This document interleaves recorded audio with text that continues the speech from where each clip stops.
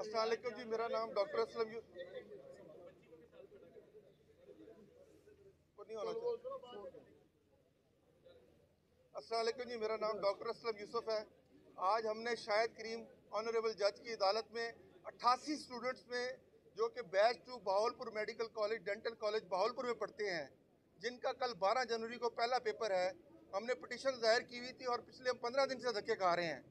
आज हेयरिंग थी और इस कॉलेज में हमने दाखिला लिया था जब ये कॉलेज पीएमडीसी की रिकग्नाइज्ड पोर्टल लिस्ट पे शामिल था और इन ऑनरेबल जज शाहिद करीम के ऑर्डर्स पे हमने दाखिला लिया था और शाहिद करीम साहब ने बहावलपुर मेडिकल कॉलेज के चेयरमैन को पाबंद किया था कि वो 1 साल के अंदर अंदर पीएमडीसी की पीरियोडिक इंस्पेक्शन करवाए और कॉलेज को रिकग्नाइज करवाए।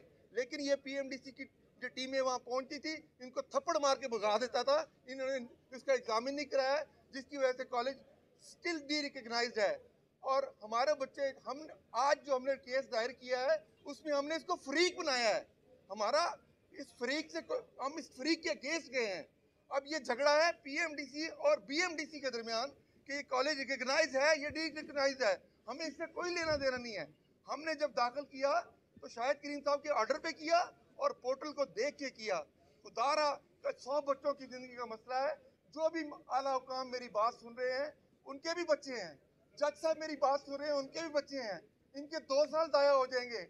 खुदारा इन पे रहम किया जाए और कल इनको 12 जनवरी को पहला जो पेपर है उसमें बैठने की इजाजत दी जाए। इस्तदा है, साथ मेरी और इस्तदा है, इस कॉलेज को डी रिकग्नाइज किया है तो इन बच्चों को दूसरे मेडिकल कॉलेज में शफल कर दिया जाए। आपकी बहुत मेहरबानी, आप मीडिया हजरात की मेहरबानी, हमारी आवाज़ सुनी, ये आवाज़ ऑनरेबल जज तक पहुँचाएँ, हायर अथॉरिटीज़ तक पहुँचाएँ, चीफ जस्टिस साहब सुने, वज़ीर आला सुने, गवर्नर साहब सुने, वज़ीर आज़म सुने, चीफ ऑफ आर्मी स्टाफ सुने। खुदारा हम पे रहम किया जाए, खुदारा हम पे रहम किया जाए। हमारे बच्चों की ज़िंदगी बर्बाद हो गई है, खुदारा हम पे रहम किया जाए।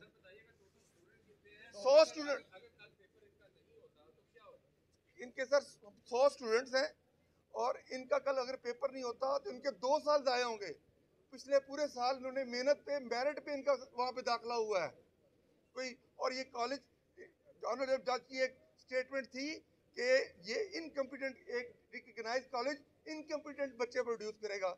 वो डिसाइड करने वाले नहीं हैं, ये यूएचएस ने डिसाइड करना है कि वो कॉलेज, वो बच्चे इनकम्पिटेंट हैं या कम्पिटेंट हैं। अगर वो कम्पिटेंट होंगे तो अपने इम्तिहान में कामयाब हो जाएंगे, इनकम्पिटेंट होंगे तो फेल हो जाएंगे। हमने क्या कहना है? तो मैं डॉक्टर असलम यूसुफ बात कर रहा हूँ।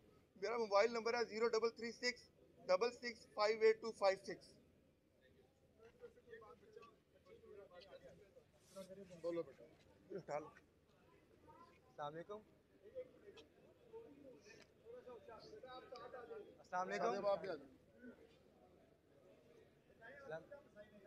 जी, मैं बीएमडीसी का स्टूडेंट रह चुका हूँ और ये कहते हैं बस हमारी ये अपील थी कि हमारा कल पेपर दिया जाए, क्योंकि हमारा कल फर्स्ट ऑफ का पहला पेपर है।